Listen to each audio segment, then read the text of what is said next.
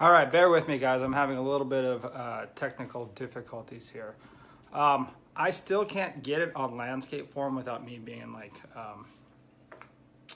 vertical. So, Sean, hit me up. You said you might have a setting so I can be on a landscape form versus vertical. But for today, hey, this is what we got. We got vertical. Most won't, I will. How are you guys doing? Hope you're doing well. Haven't talked to you for a little bit. We've been super busy over here. Identified talent, been traveling all over the place. Good stuff, bad stuff, but they're all keeping me busy, which is part of being an entrepreneur, right? So with that said, let's go ahead and just dive right into this. We got a few questions here. So we got the first question here by my man Aiden. He says, hey Paul, would like your take on growing employees remotely around the world when it comes to culture, health, motivation, inspiration, and all-around company culture. Then on getting and measuring the results and rewarding accordingly. All right, so here's the thing with growing employees from a remote standpoint. It doesn't matter if you're growing it from an international standpoint or remotely. The structure that we have at Identified Talent is we're 100% remote. We have a physical office that people can come in and plug into. Multiple offices, but for the most part, everyone's remote. So the number one trick on making sure that if you're building a culture with a remote staff is you're constantly meeting, right? You have to constantly meet on a, I would say, minimum weekly basis. And not only that, depending on how large your staff is, and Aiden, we've talked before, your staff isn't big enough to where you guys can't have one-on-one interactions. And that's what I would do. I would take one-on-one interactions. Let me move it a little bit because we got a little bit of. Hey Sonny, how are you? I got a lot of sun in my face, so I'm gonna try to do the best I can. So just bear with me.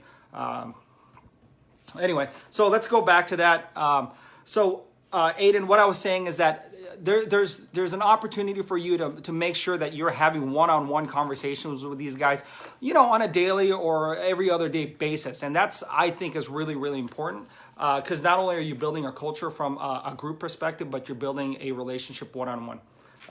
Bear with me. I'm going to fix this. I got sun.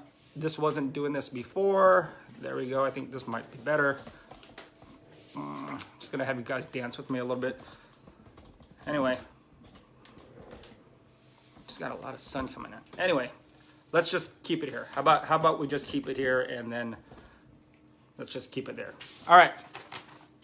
So with that said, going back to company culture, it is really important to make sure that you're communicating with them every week on a group meeting, and then have one-on-one conversations with them as well.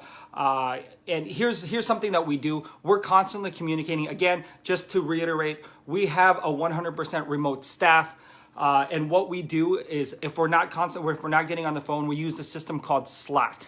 So that is slack.com Slack. It's like a message board you can build in groups. We're messaging all day long, and I found that using Slack was something incredible to build a culture, and not only that, to build relationships with. So you can download it on your phone. You can do it on the computer. You can download it onto your computer as well, or you can do a web-based section. So that's what I would do. Again, anytime you build culture, you have to understand what does your culture stand for. What are your pillars? What are some of your core beliefs? And then after that, you have to keep on reiterating that to your staff. Okay, so constant communication, especially with a remote staff, is absolutely uber critical to making sure that you infuse that culture in there. Weekly meetings, one-on-ones, get on Slack. That should help you build a culture from a remote platform. You had a secondary question with that. It says, how do you measure results? Well, I mean, that's just metrics, right? Those are key performance indicators. Basically, what you want to do is if it's a sales staff, I'll give you an example. This is what we do. If it's a sales staff, how many customer contacts are you having per week? How many closed deals are you having per week? Even granular to how many dials are you making per week?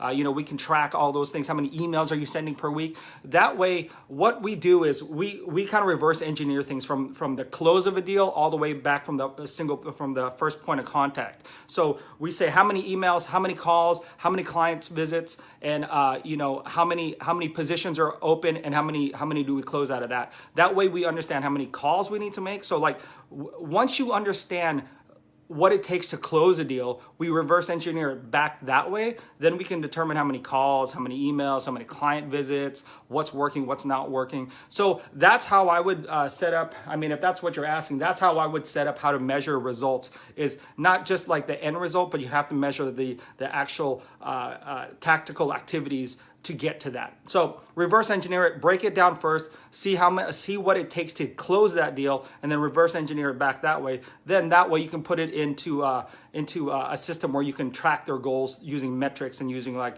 KPIs. Okay. All right, my man Aiden. Thanks for that question. Let's move to Joe. Joe. Hey Paul, hope as well. I'm in process of doing my due diligence to possibly buying a company. Oh, that's awesome. All right, man. Big stuff there. I would inherit their employees.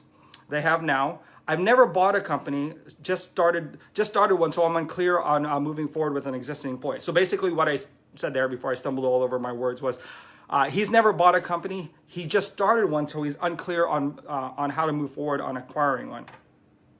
Do I have to honor the same agreement he has with the current owner? Is that good best practice? What are some pitfalls from your experience that I should avoid?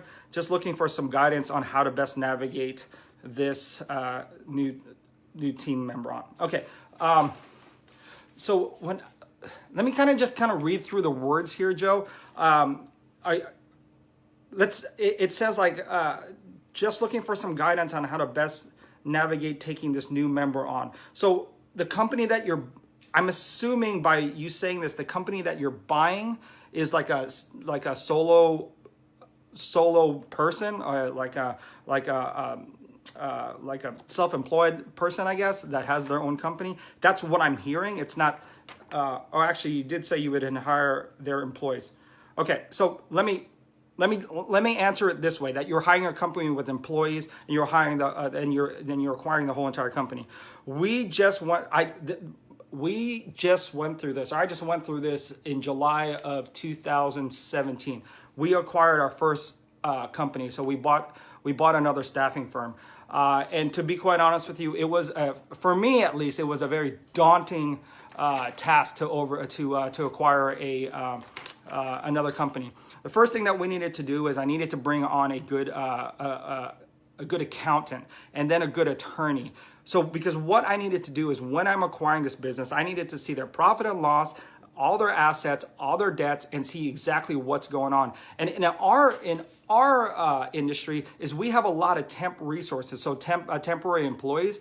I needed to look at every single temporary employee, see how long they've been with the company that they've been deployed at, see what their margins are, see what their pay is. So basically why I'm telling you this is from the accounting perspective, and this is why you really need a good accountant, especially if you're acquiring a firm, is that you need to go through each and every single financial line item, not only from the current year, but the years all the way from when they started, to see with a fine-tooth comb to see like where their financials are. Because what you're doing is, it's just like buying any investment. You need to know, like, let's say a stock, right? So you need to know how well like Netflix stock is doing from day one to today. From like, what are they doing on a quarterly basis? What are they doing? What are they doing from a yearly basis? What are they doing from a year-over-year basis? And also, when you're looking at something, what are they doing and how are they performing to the public? What is their reputation with the public? I mean, if it's something that you can research, and I think nowadays you can research anything on Glassdoor or Yelp or what have you,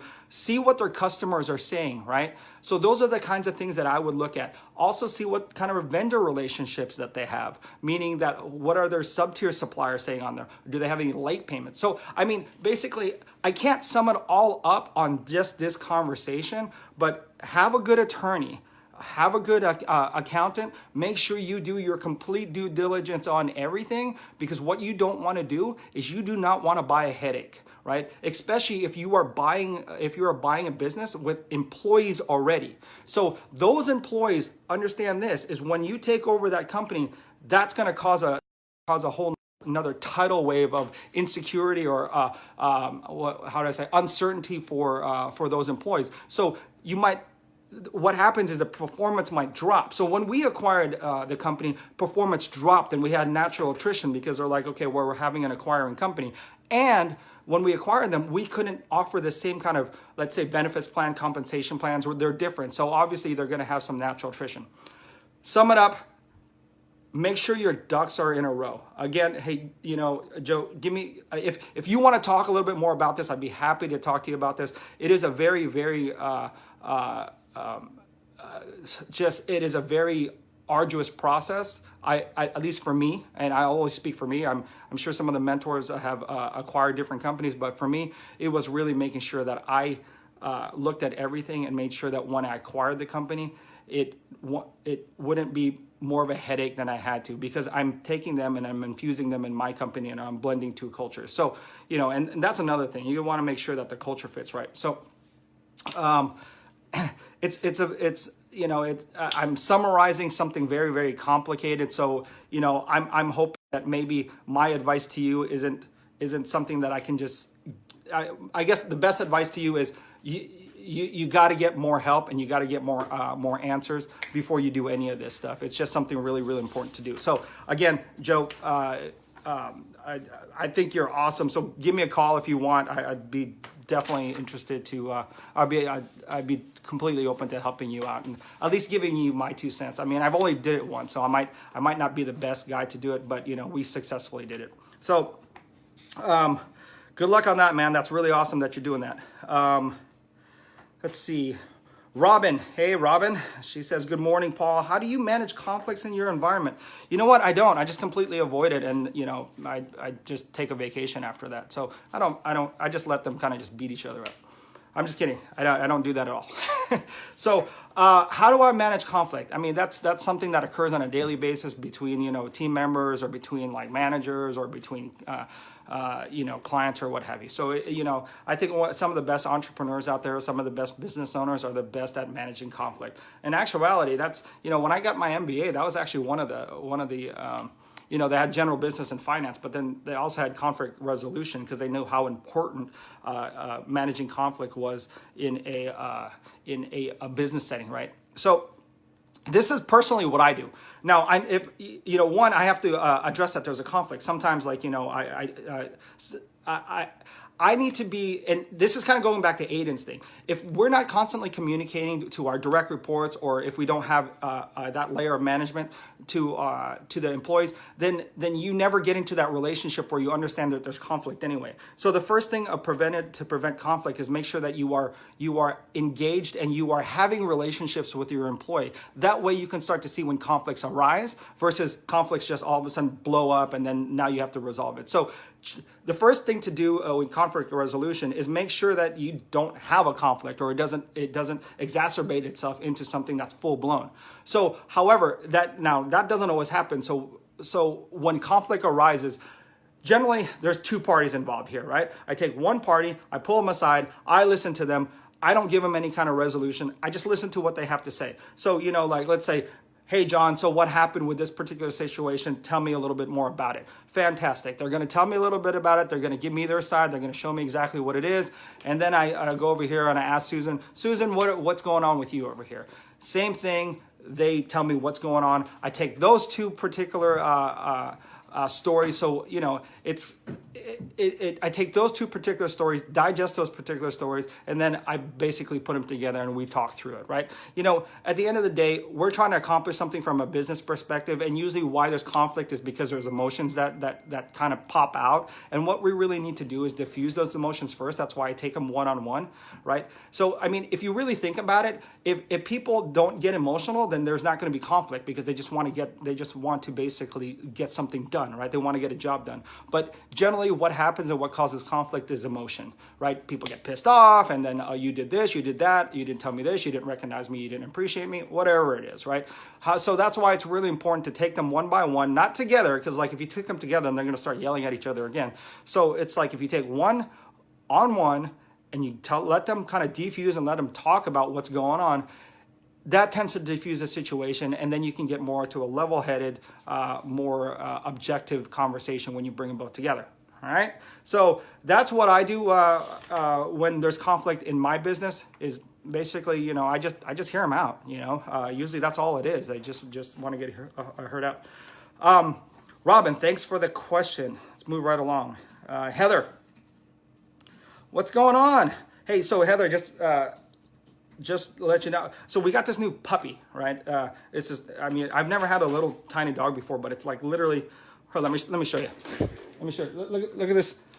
So look at this puppy. Look at that puppy I got. So my wife already put it in this like little funny thing. So we got this puppy, and the reason why I'm saying that is because like I thought about it. It's kind of like a long hair dog. I've never had a small dog before, and I thought about Heather and her mobile grooming business and everything that she was going through when I started trying to find groomers, you know. So, and then I was hoping that, you know, like Heather was at least in my town. Anyway, I digress. I obviously just wanted to show you my puppy, and then let Heather know that she was kind of one of the first people that I thought about when we adopted this dog. So anyway, so let's go back. Let's get back on the rails again.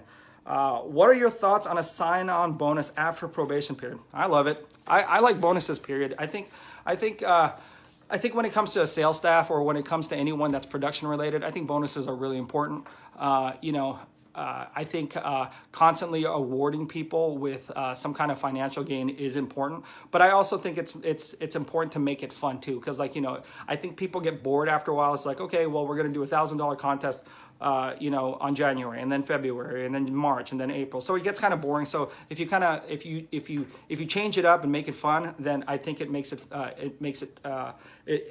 lends to a better outcome. But, you know, to answer your question straight up, I think bonuses are great. If your company can provide a bonus, I would do it after probation period. To start, whatever. For me, it doesn't matter. I start bonuses from the very beginning. However, you know, we don't pay out bonuses. We only pay out bonuses quarterly. So, you know, I think by that time, you know, if they pass the probation period, I mean, I don't know. Here's a thought that just popped in my head. Is that maybe when they pass the probation period, you give them a bonus. That way they're like, oh, wait, that's awesome. Not only did I pass probation period, then I got a bonus. So, you know, I like bonuses. I like incentives. I like treating my employees well.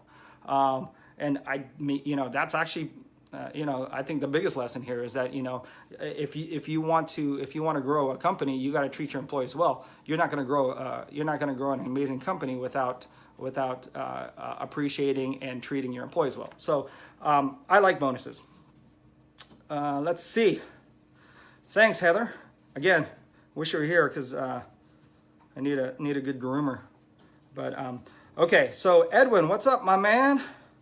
He says, Paul, I have a question regarding home ownership. All right, I'm going to try to answer this the best I can. You know, I think everyone's going to have varying opinions, but I'll give you mine. I'm just moving the comments out of the side here. I have a question regarding home ownership. I'm currently renting and have been renting for the past 2 years. With my wife and 3 kids. I'm curious to know if you think home ownership is a better route. And if that's the case, what are the steps I can take in order to get the best mortgage recommendation? Okay, so I'm gonna stop there, because I think the rest of it is irrelevant, at least to the question. So here's my thoughts, and again, this is just opinions. I think everyone's gonna have a varying thoughts. You know, Justin's our new mentor, and he's a real estate guy, so he might do better than me. But let me answer your question with just my experience and my situation. How about that? In 2003, I saved up a certain amount of money, and I wanted to buy a house, right? And instead, what I did was I invested, and this is like, you know, roughly my business has been around for about 2 years at that point. And, you know, I thought, okay, it's doing okay. I'm going to go buy a house.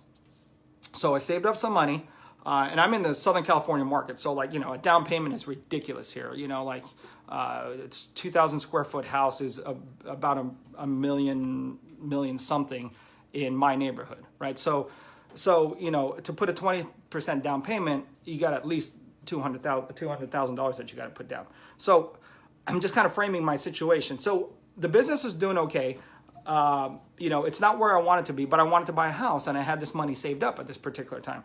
So what I did instead, it was like, I kind of thought about a few things. I said, why don't I take that $200,000 and infuse it back into my business?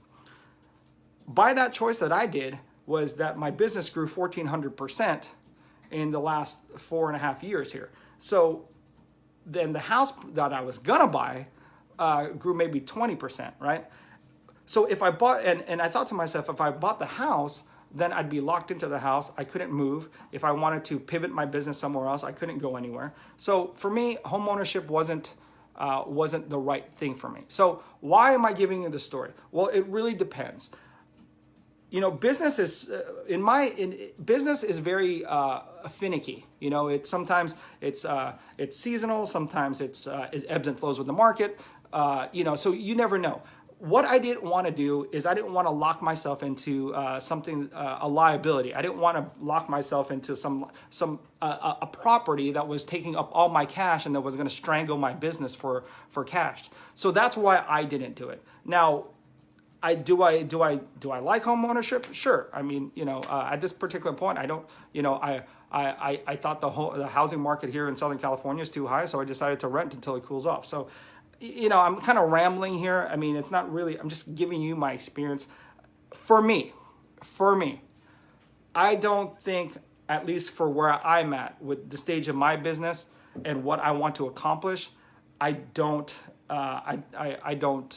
want to buy a primary residence at this point. Now, do I own property? Yes, but those are all income-producing property. So for me, it's more about cash accumulation through the property that I own as an income property, and also from my businesses. So take it for what it is, you know. Just if that helps. So thanks for the question. Anyway, let me know how it goes. I'm always kind of curious about. Well, you guys, let me know how everything goes after I give you advice. I want to know, like, if you did it, or, you know, I know Edwin implemented something me and Lisa were talking about, and I loved hearing that he implemented that stuff and what he did with the business and how it improved things. So I want to know too. So I don't want to just give my thoughts and advice without hearing, like, you know, if you guys did. So, you know, let me know, right? Let me know. Man, this sun is blazing in my face here. All right. My drapery is not doing too well. Cherish, she asked two different questions. One was on my event page, and the other one was just kind of a general question, but I'll answer both because I didn't get to the second one. She is having trouble finding quality entry-level talent, shipping quality control reps. We have done Indeed, Craigslist, Facebook. Facebook probably worst of all. Yeah, same with us. Any tips on how to bring good employees that will be dependable, offer hiring bonuses, other platforms? Okay, so here's the thing. You know, we have a segment in our business that handles, I guess, lower level administrative and light industrial, okay? And that industry all across the board is just generally not very dependable, to be quite honest with you, Sheriff. Is, you know, once they're making like a certain wage, like maybe under, I don't know, here in Southern California, we tend to see a higher spike in fallout, people not showing up for work, people calling in sick, with people that are making generally $17 or under an hour, right? And that's in our market. So, you know, shipping department, you know, warehouse guys, you know, general labor, they, you know, it's just a market. They tend not to be very dependable. So we have a lot of turn on that. It's not that they're dependable. What it is that they're just chasing the next dollar. So, like, you know, we hire somebody for $15 an hour to go to our client, and then all of a sudden someone 2 days later offers them 16. They're going to jump on it because they don't see the job as anything else but the job, right? They don't see any career advancement. And that's, you know, it's just what we have. Our division experiences high turnover on that all the time. You know, we hire someone, and even before they start, they quit. We hire someone, and then the next day after that, they don't show up for work, and we never hear from them again. And, you know, we've been doing this. We've hired hundreds of these types of positions. So, you know, to say that you can find someone dependable, it's just a process of trial and error. I mean, you might find one that will like what they do and they'll stay there for a year. So, what I'm basically telling you is that's just kind of how the market is. That's just how the market is for that particular skill set. So my suggestion to you and what we do is we have those positions constantly open, right? It's a chore because it's almost like you're constantly babysitting, to be quite honest with you. But, we have those positions constantly open. We have a pipeline of candidates constantly going. So when someone, because what we do know is they're going to drop off. What we do know is that they're probably not going to show up for work, or they're going to quit, or they're going to go to another job. And then the longevity that they are going to have in the job that we place them in is not going to be too long. So we have this constant pipeline of putting people in, right? So that's the only way that we can augment it. So, to find a good employee that's dependable, you just got to keep on hiring them, and maybe one of these guys are going to be lucky. But how we offset it is we just have a pipeline of people constantly going. It's just that type of skill set and that type of employee market. It just causes a lot of turn, and just kind of what it is. So, hope I shed some light on that a little bit. So, the last question is also by Cherish. Looking for ideas on how to get a group of inactive sales affiliates selling. I have over 400 affiliates actively comment on a post on our private group that haven't made a sale in 90 days. I've created an event within our group to add all these people. They're obviously seeing our post and active in our group to comment. Now I want to do something to get them to make a purchase or a sale and get them active. One idea is to have them purchase 2 leggings, and I will add a third for free. Then encourage them to wear a free pair themselves and sell the other 2 with 7 days receiving. Is there any other ideas? I read your question earlier, and I was thinking about how to do that with affiliates and how to get them more engaged. Here's what I would do, and it's I think Peter said something as well, but this is what I would do. I would throw a contest. I don't know if there's a way that you can target just the inactive people without excluding everyone else that's being active. Maybe 2 contests, but I do something fun, because when people are not engaged, it's generally because they're not interested or they don't see the value in it anymore, right? So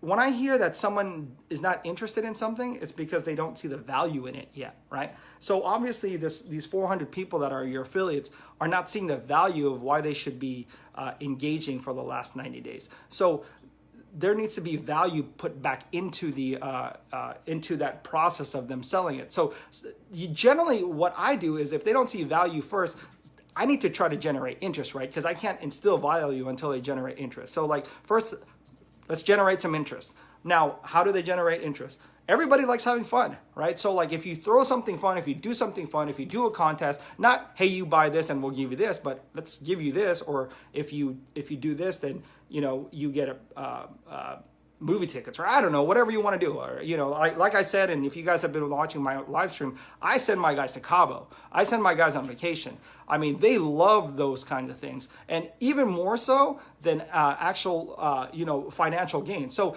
do something fun, right? Do something fun where they can where it's a contest, where they can actually keep each other accountable. So when I throw contests, I have them kind of duke it out and say, okay, well, here's we have this almost like, it's not really a thermometer, but let's just say a thermometer where have you ever seen those things in charity where you start at 0 and then you have like $100,000 goal, and then it's like a thermometer? Basically, I throw that out every day, and I'm like, hey, this person's leading, this person's leading, this person's leading, and basically what it does is it causes a frenzy. So first, get them interested, get them engaged, and get them excited about something. And once they do, then you have the opportunity to instill a little bit more value. But try a contest first. See if there's something in your wheelhouse that fits in your business model that gives them an opportunity to get excited through a contest. And once they do that, you're gonna start seeing engagement, or at least for us, we start seeing engagement. Once we start seeing engagement, that's when I have their ear again, and I can start to instill value with that.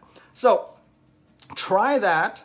It's worked tremendously with our company is to constantly throw contests and make it fun. And, I think some of them too would want to hear from you directly. When I talk to some of my sales guys that I don't talk to all the time, it's really nice when I contact them directly and say, hey, you know what, how can I be of service?